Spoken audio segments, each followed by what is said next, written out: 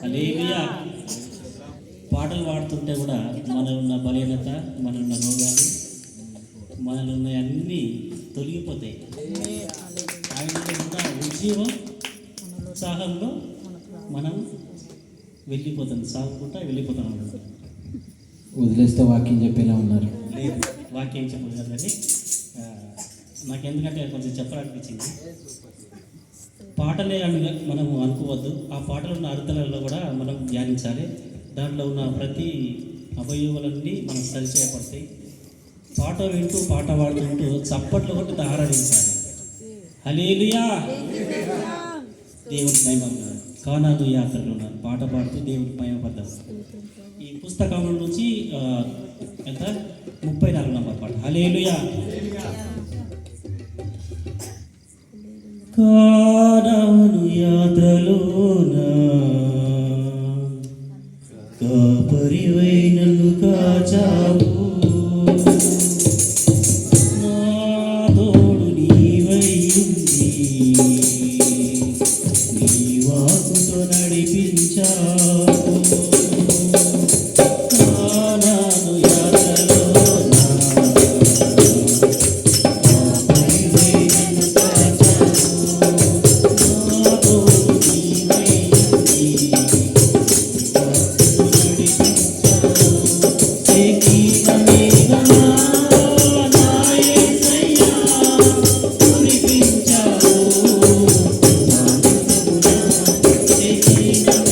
you.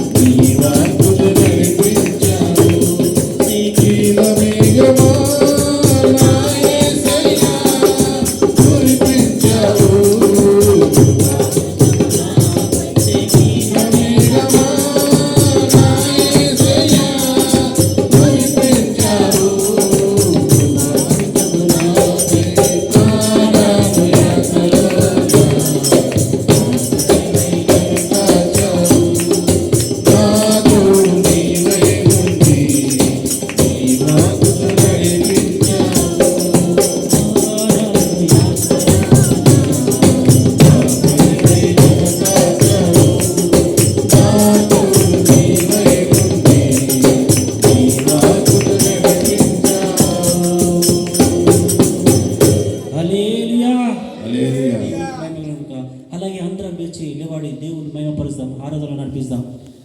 దేవునికి మహిమ కలుగును. హల్లెలూయా. అందరం లేచి లేవాలి. దేవుని నీకు స్తోత్రం.